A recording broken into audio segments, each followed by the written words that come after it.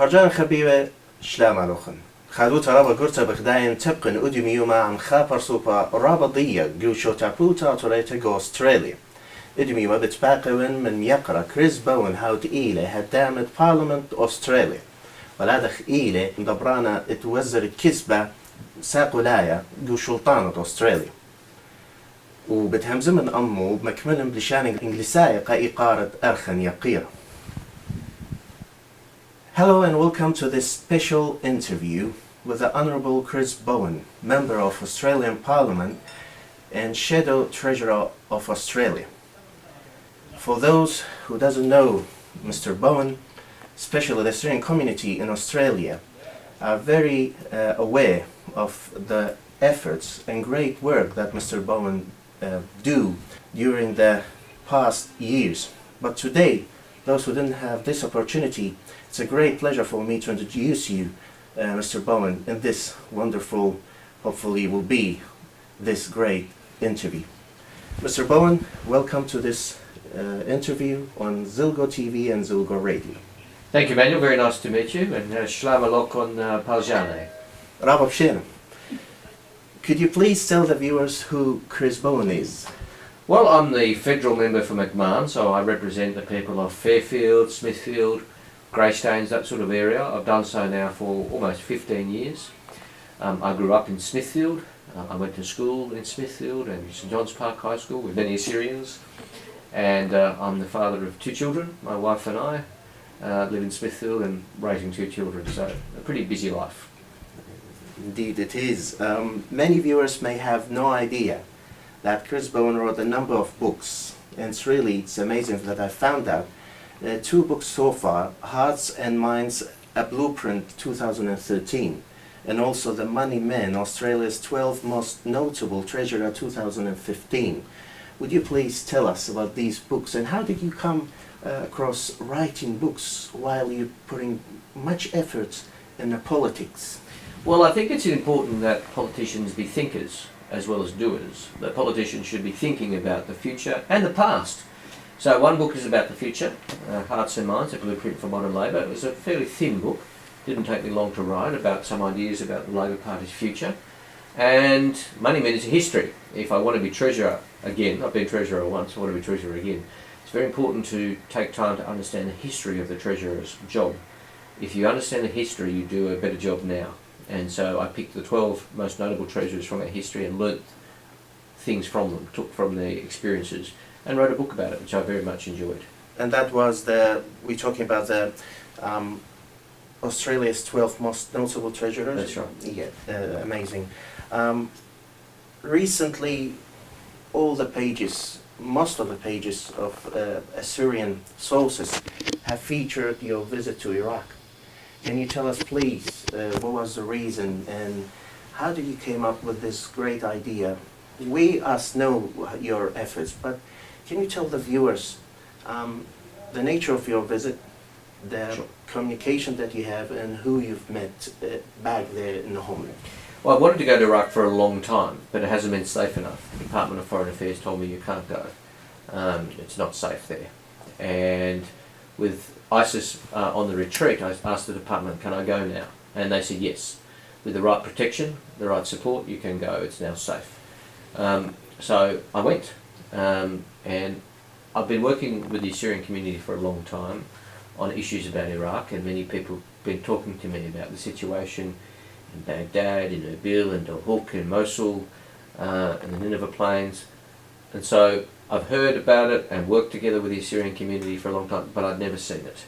Never seen it. Until you see it with your own eyes, doesn't matter how much you read about it or talk about it, you get a much better understanding to see it. And so I went to Baghdad and Erbil. They couldn't let me go to Mosul, it's too dangerous still. And I thought Baghdad and Erbil was a good balance to see the 2 different places in Iraq. I met with the Ministry of Foreign Affairs in Baghdad. I met with the Assyrian Patriarch, Gewargis III, met with the Chaldean Patriarch, met with members of Parliament, and thought about the issues, looked around Baghdad a little bit. It's a little bit hard with high security, but still could see, and had a good look around Erbil where things are a little bit safer. Talking about the people or persons or personalities that you've met, let's pick one of the very important person for us as a Assyrian community, the Catholicos-Patriarch of the Assyrian Church of the East, Gewargis Sliwa III. At one time, his chair or his holy chair used to rule the nation. Back in the First World War I, the Patriarch used to lead the tribes and give orders to protect the cities and villages that the Assyrians lived there.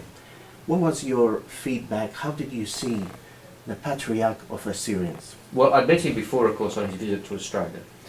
I attended the dinner in Melbourne for the elevation of Mar Benjamin, the Bishop of Melbourne, and met with His Holiness at the house of Mar Milas in Cecil Park. But this was obviously very special to meet him in Erbil, his seat, and we had lunch together, and so we had not just a quick meeting, but a good talk over a couple of hours. And he was very reflective of the state of Iraq. To talk about the potential for Iraq, he's interested in the future. Obviously to care for Assyrians and protect Assyrians, but also to promote the economy of Iraq and give more people a good livelihood and to promote tourism in Iraq. But he made the point to me that there's many old, very ancient sites in Iraq that tourists will want to come and see, but they won't come while it's not safe. And tourism has the potential to create a lot of jobs for all Iraqis, Assyrians and others. But until we get the security situation right, we think about security for protection. Rightly, of course, we care about the Assyrians, we want to see more protection. But we also have to think about security for the future of the economy, because Iraq has a huge job ahead of it to improve the economy. Indeed. And until the security gets fixed and Iraq is a safe place, then the economy is going to suffer, because foreigners won't invest in Iraq if their money is not secure and safe and their workers aren't secure and safe, and tourists won't go to Iraq until it's safe. And that's something that His Holiness and I discussed at some length. Talking about the talking and discussions, what was the nature of your discussions with those community leaders and representatives? If you met with let's say, to move on to the Assyrian political parties, who did you find have strong relationships with the community or the remaining Assyrians who are living there? Look, there wasn't that many opportunities for lots of meetings, and particularly as there's no government in Iraq at the moment, or the old government is still in force and the new government hasn't come in yet, or certainly hadn't when I was there. It was still a very fluid political situation, waiting to see who the new government is. So I met with I thought it was most important to meet with the patriarchs, because they are the ongoing continuity. I did meet with some other representatives of the Assyrian community, but the patriarchs were my main focus, and His Holiness Mar Gewargis a particular focus for the Assyrian community, because, as you said, the holy seat is an ancient office and one that we know will continue, regardless of politics or the election of any particular time. That's what we know will be there in 5 years, 10 years' time, 100 years' time. Indeed. To my belief, you now have a better glimpse of our community's suffering and needs back home. As you said, on Fairfield Champion newspaper and posted by Aina, I came back with a great understanding of the devastation in the region and the suffering caused, as well as the efforts by the UN and Australia to help the displaced people rebuild. From a Syrian point of view, most Assyrian nationalists deeply believe having an Assyrian region not autonomously linked to the Kurdish region, but exactly similar to what Kurds have and enjoy living, will solve completely all issues of Assyrian people in Iraq. Do you support the idea that Assyrian should get an Assyrian region? Yes, I do. I think it's a good idea, but I don't think it's the only answer. I think that it would be good if it happens, but if it happens, it won't be enough. We need to then make sure that region is secure and prosperous and providing the right support for Assyrians. So, yes, I've long worked with Assyrian groups, the AUA and others, in support of an autonomous Assyrian region. But if we do get that, we shouldn't just put our feet up and say that's enough and celebrate. We want proper security for the Assyrian people and prosperity for the Assyrian people. It's one thing to be secure, but we want them to be prosperous as well. And if people are poor, can't find work, if the economy's bad, that's as much of a challenge for the Assyrian people going forward. And especially the Iraqi constitution is allowing the people, and especially the native people of Iraq, to have their own... yeah, the constitution allows it, but it hasn't happened yet, so we need to keep working on it. Is there any possibility that Australia will play a big role in this step to help us as a Syrian nation and to speak to the big powers, which is Australia is one of, like America and Russia, and even the Vatican, to get into some sort of solution in terms of this this decision or this solution for the nation? Because as you see, you have a big experience in this part. Sure. Well, we can play a role. We should play a role. We should make our views known. Of course, ultimately, it is a decision for Iraqis, the Iraqi government, for the Kurdish administration. Only they can make those decisions, and the Iraqi processes have to be respected. But Australia can make our views known. We are on the other side of the world, and we are a medium power, so significant but not like America. So we should be realistic about what Australia can do, but of course we should stand by our values and stand with the Assyrian people and argue the case. How would the visit motivate you to assist our community on both levels, back home and here in Australia? What are some practical measures you aim to take as a federal member of parliament? Well, as I said, I've been working with the Assyrian community for many years, 15 years or more.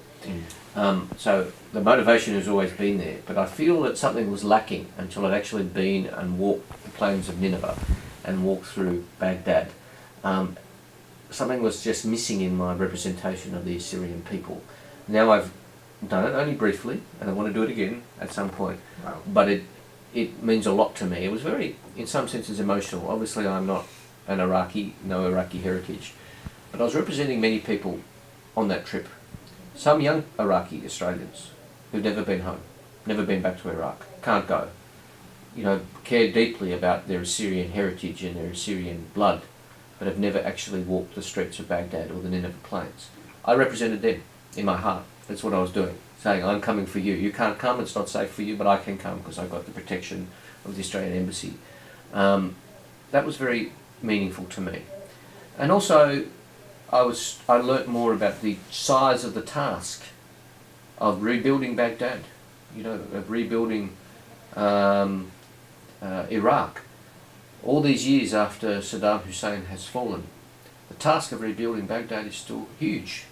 And the task of rebuilding Mosul after ISIS is even bigger. I went to the Hashem camp, displaced persons camp. Many people have been displaced from Mosul. I met with a family there. They weren't Assyrian, but they were forced out of Mosul. I said to the father, can you go home to Mosul? He said, nothing's there. It's all gone. My house, Wow. Everything's gone. The kids' school, everything's destroyed. I can't go back. We have to find a solution for these people. We have to work together with the Iraqi government to get more houses built, to get a future for them, to get jobs, get schools for their children. It's a huge task ahead of us. And so I learnt more about that. From your point of view, and you've been very close to the community, for this nation that has been divided into many communities, what's your view for, or advices, if we may say, for the Assyrian politics parties and those organizations that they need to work towards better future for the Assyrian cause? Because if you allow me to say, I can see hopefully we want to see another Captain Stanley Savage, who helped the Assyrian 100 years ago. Yes. Will we see another Captain Stanley Savage and the Australian government helping our nation to have a better future and finally to be relieved from all that been stolen from its rights, lands, and everything that has been taken, which is deserved to this powerless nation. Well, we should all treat Captain Savage, later on Lieutenant General Savage, as an inspiration. Indeed. I have a picture of him in my Parliament House office in Canberra. Wow. To remind me of what he did, and we should all try to do it in a different way. Of course, it's not 1918. We have a different problem. We should all treat that as an inspiration to do more, and certainly we'll continue to do so. What's next for the Assyrian people, we do not know, but we do know we have to do much more work. I'm an optimist. I saw causes for hope in Iraq as well. When I went to Erbil, they said to me, "Sir, you don't need your body armour and your helmet here. Only in Baghdad you need to keep secure. In Erbil we can walk around."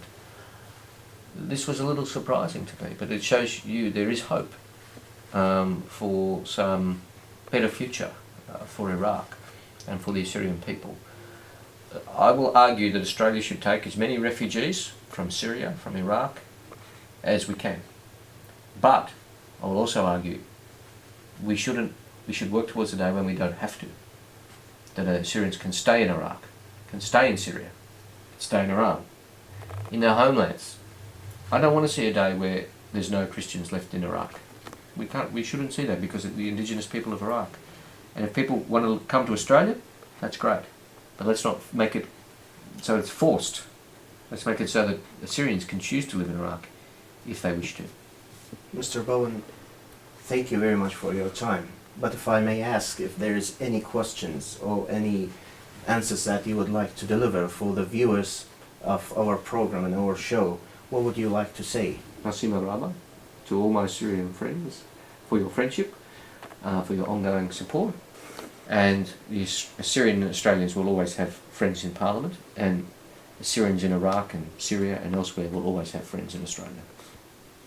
يشكرا خبير مقديتم بتزايا هلا خفراق لها تبقتن بتولي قارة تبقلن عمداها أرخن يقيرة ميقرا Chris Bowen هدامة Parliament Australia. Mr. Bowen, thank you very much again. My great pleasure. Nasima Rama.